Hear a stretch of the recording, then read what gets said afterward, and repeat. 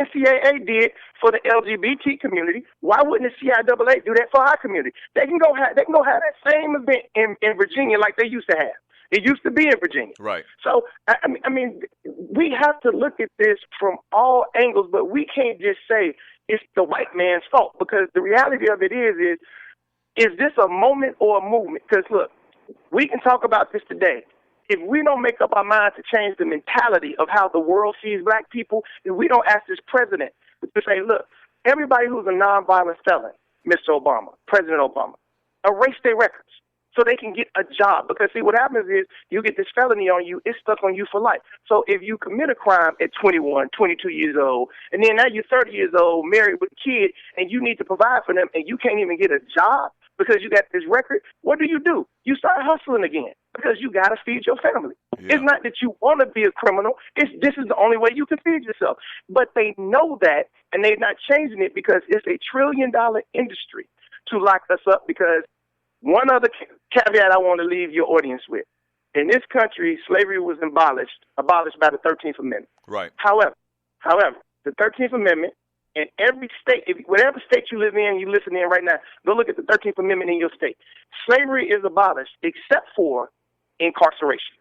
And this is why I talked about Jim Crow, because what they did was they used the legal system to get free labor, and this is where the chain gangs and everything else came from. They're doing the exact same thing today with the legal system. They use the legal system to get free labor, and they use the legal system to make sure black people and brown people will never rise up, because if they rise up, it destroys the model of capitalism, because you have to have poor, middle class, and rich. So now they use the legal system. They're still lynching us.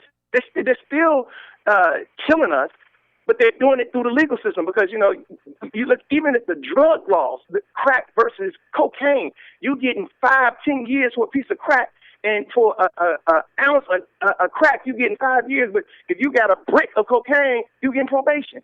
All this stuff is set up to keep us where we're in the designated area of poverty. And that's why the educational system is like this. This is why the legal system is like this. And until we as a people understand that we have to change this and change this mentality, we can march till our feet bleed. We can beg for laws to be changed. We can stop spending money. It still ain't going to change, because it's about how they view us and how they've designated us. They've designated us to be in the lower level of this system that we call capitalism. Lord have mercy. Finishing up with Warren Ballentine on the Doug Stewart Show on the Stewart Media and Entertainment Network. I guess so, in summation, what you're saying is economic development. And I understand that, and we talked about this yesterday. A lot of people says it's through voting and bringing in the right city officials to make change. I get that. I'm talking about something that we can do quicker than that. Let me ask you this. On not on a city or a state level, but on a federal level, before Obama exits office, and I guess he would be deemed as a lame duck right now because we know that he's leaving, but could Obama do something in which you were talking about? Could he do something before he's out of office to change instantly what goes on with our legal system? President Obama can right now sign an executive order without using the Congress or the Senate, the Republicans or the Democrats. He can sign an executive order right now to say anybody charged with a federal crime can get their record expunged immediately once they've done their time. That's a nonviolent felon. That in itself, I mean, just think about this, Doug. In this country, based on the census, we have 30 million people who are black in this country. If you look at the criminal justice system in this country, out of that 30 million people who are black, we got over 10 million people who have some kind of criminal record. 10 million. You got folks who got criminal records based on child support. You got folks who got criminal records based on driving, their license being revoked. You got folks who got criminal records for all kind of little minuscule things, but these records stay with them for life. And now you got 10 million. So you got a third of that population, a third of that 30 million, who can't even get a federal job because they got this record, who can't get a job making $40,000, $50,000 a year because they got this record. And so if you want to jumpstart that economy and get that third back into the workforce, President Obama could do it in a heartbeat. I love President Obama. I stumped for him. I worked with him when he was a state senator in Illinois, when he was a United States senator, when he ran for president. But I'm going to tell you, like I'll tell anybody else who's talking about, well, we got to vote, we got to vote, we got to vote. Yeah, we got to vote. but we've had a black president for 8 years, and I ask anybody, has it gotten any better where you live? Yeah, you're right. It hasn't much. So anybody who's telling me, well, voting is the key to this, look, we voted. Even on local levels, we put people in office, even on a local level, and you have to still step back. I mean, even in the A, in Atlanta, look, I love Kasim. Kasim is my boy, one of my favorite brothers of Kappa Alpha Psi. But I always, when we talk, I be like, Kasim, you got to do more for the people in the hood, not just for the people that's the corporate side. You got to do something that the people in the streets are going to feel. If you ain't doing that, you just like all the rest of them to me. Right. You just like all the rest of them. Right. Finishing up with Warren Ballentine right now on the Doug Stewart Show on the Stewart Media and Entertainment Network. I've known you for a long time, man. We actually came on your show. You had your own TV show. How long ago was that? Was that like 10 years ago? Yeah, that was 10 years ago. We were shooting it in Atlanta. And look, I love the Stews. Two Live Stews are my, man. Y'all some of my favorite brothers of Mega Sci-Fi. Man, I appreciate it. But we came on your show about 10 years. We talked to you, and we've been in contact since then, man. So I know your character. But I'd be remiss if I didn't bring up, a couple of years ago, a federal grand jury in Illinois returned a 6-count indictment against you and some other people charging you with fraud and violation, where there was like $10 million made. And there was a long story to it. No, let's get it straight. I was the head of a $30 million ring according to federal prosecutors. Let's get the story straight. Right. Right. You know, I was the ringleader of a $30 million mortgage fraud scam. That's what they accused me of. So now, for people that are listening to this show and know you and your character, what would you say to those people that only know the fringe part of the story? What about the story don't they know? Well, let me say this. Let me break all this down. All right. So they charged me with this in 2013. This charge stemmed from a real estate closing I did in 2004. So the feds charged me 9 years later, after the fact, for a real estate closing that I made $300 on. Let me jump in for a second. For people that don't know, Warren is also an attorney. He's also an attorney as well. Right. So I made $300 on this real estate closing. All right. They pulled me in this. Right. Well, let me even go back a little further, because before all this went down, I had somebody approach me and ask me to be an informant. I said no. Wow. I wasn't going to inform.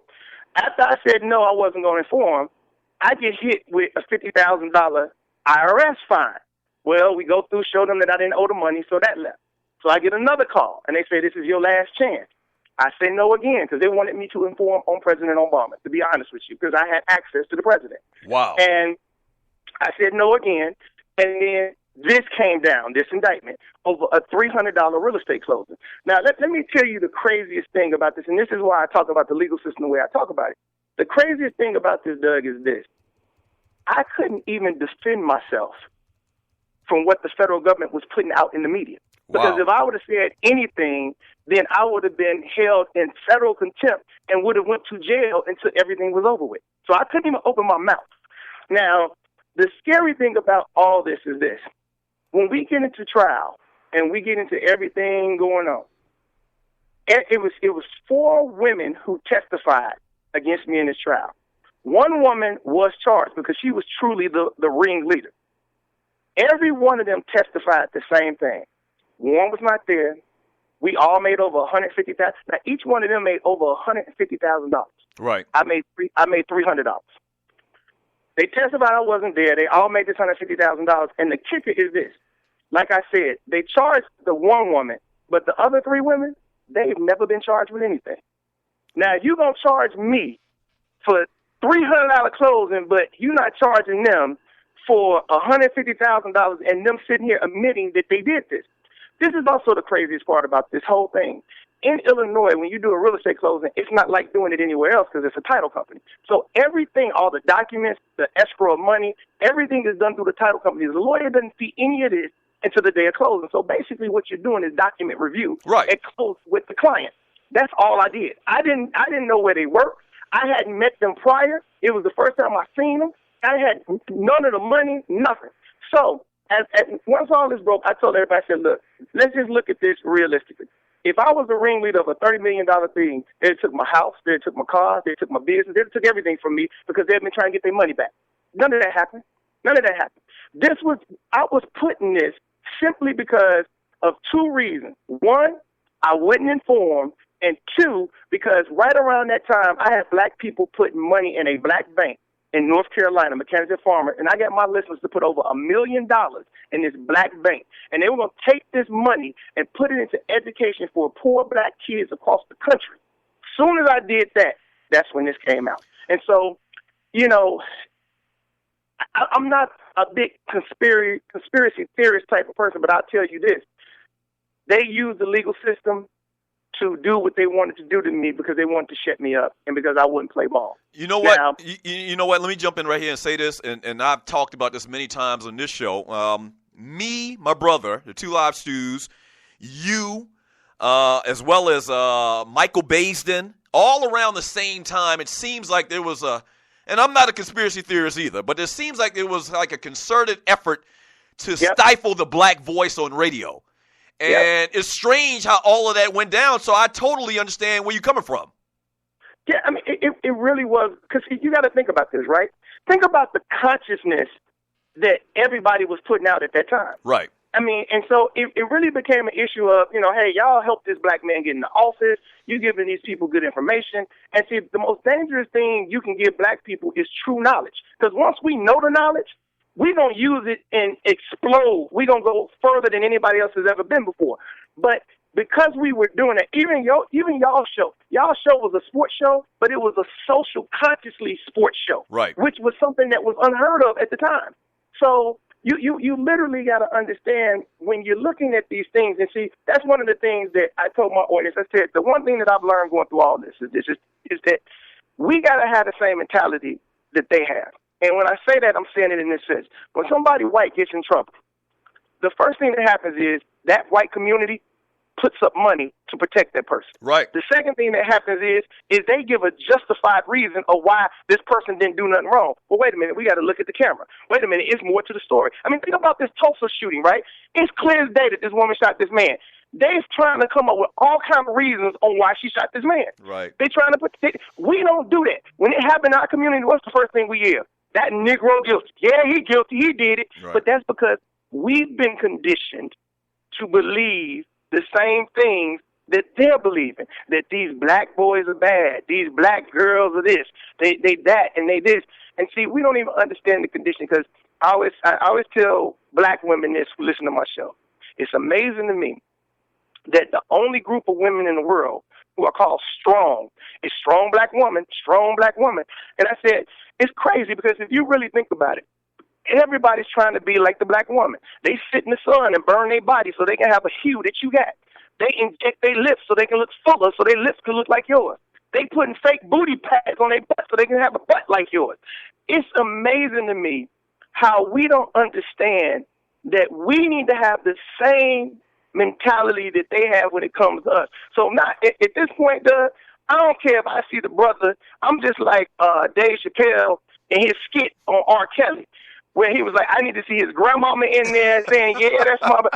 Look, I'm gonna have to be in the room seeing him commit the crime before I'm gonna say he's guilty. There it is. Because I know how they do it. Yeah. I'm a product of it. They did me like that. Yeah. Hey, man. Just like I said, I know you. I know your character, man. A couple of things. If you want to try to move forward and make a power move on this executive order from Obama and trying to make that happen, I'm with you. And the second thing is, even though you're a Sigma, you all right with me, man. You all right with me. Look, let me tell you something. let me tell you something.